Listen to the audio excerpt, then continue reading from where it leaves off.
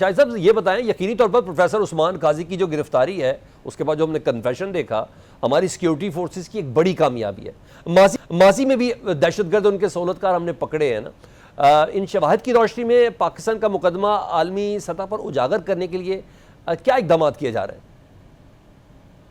Salman, thank you for having me in your show. Salman, آپ کو یاد ہوگا لاسٹ ٹائم بھی جب ہم بلوچستان میں دہشت گردی کے حوالے سے ایک پروگرام میں بات کر رہے تھے تو میں نے آپ کے سامنے ایک پوائنٹ رکھا تھا کہ بہت سے لوگ یہ سوال ہمارے سامنے اٹھاتے ہیں کہ جی آپ یہ بات کس طریقے سے کہہ سکتے ہیں کہ یہ ہو رہا ہے، یا یہ دعویٰ آپ کیسے کر رہے ہیں۔ حالیہ جو گرفتاری ہے اس میں ایک چیز جو سب سے اہم ہے اور جسے میں سمجھتا ہوں کہ پاکستان کے لیول کی جو پولیٹیکل قیادت ہے، جو میڈیا ہے، اسے سمجھنے کی ضرورت ہے۔ ایک ایسا پروفیسر جو کہ پاکستان اسٹڈیز میں پی ایچ ڈی کرتا ہے اور پاکستان اسٹڈیز پڑھانے کے لیے جو ہے وہ یونیورسٹی میں پروفیسر اپوائنٹ ہوتا ہے، اور وہ کام کیا کر رہا ہے؟ وہ سبورژن کر رہا ہے، وہ فتنۃ الہندوستان یا ان کی جو پراکسیز ہیں بلوچ لبریشن آرمی، ان کے لیے نہ صرف ریکروٹمنٹ کر رہا ہے بلکہ ان کو ٹرانسپورٹ کر رہا ہے۔ اور ایک ایسی فیملی سے تعلق رکھنے والا شخص جس کے پاس خود گریڈ 18 کی نوکری ہے، اس کی اہلیہ ٹیچر ہیں، اس کا بھائی ریکوڈک جیسی بڑی کمپنی میں کام کر رہا ہے، تو پھر یہ جو احساس محرومی کی جو بات کی جاتی ہے،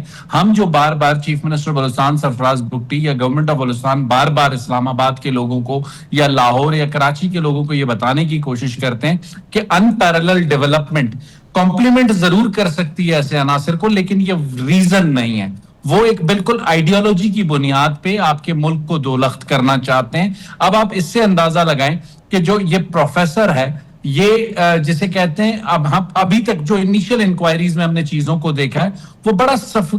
سفسٹیکیٹڈ انداز میں اس چیزوں کو لے کے آگے چل رہے تھے۔ ان کے جو کنیکشنز ہیں، جو انیشل ابھی جو ہم نے آپ کو کنفیشنل اسٹیٹمنٹ دیا ہے سلمان، یہ ٹپ آف دا آئس برگ ہے۔ اس کے آگے بہت سی چیزیں سامنے آنی ہیں، اور 14 اگست کے لیے جو تیاری انہوں نے کی تھی،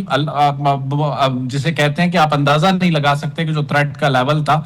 موبائل سگنلز بند کرنا کوئی مقبول فیصلہ نہیں تھا صوبائی حکومت کا، لیکن کچھ ایسی انٹیمیشنز موجود تھیں، اور بہت ہی جسے کہتے ہیں کہ ریئر ملنے والی ایک ٹپ، جسے قانون نافذ کرنے والے ادارے، جس میں وفاقی ادارے بھی شامل ہیں اور صوبائی بھی، جب انہوں نے مل کر کام کیا تو یہ کامیابی ہمیں ملی ہے، اور ابھی مزید اسی ملزم سے تحقیقات ہونی ہے۔ آج ان کا ریمانڈ کے لیے جو ہے معاملہ عدالت میں لے جایا جائے گا، اور اس کے بعد جو انویسٹیگیشنز ہوں گی اس میں ہمیں یہ اندازہ ہے یا ہمیں یہ چیزیں سامنے آ رہی ہیں کہ بہت بڑا نیٹ ورک آنے والے دنوں میں انارتھ ہو سکتا ہے۔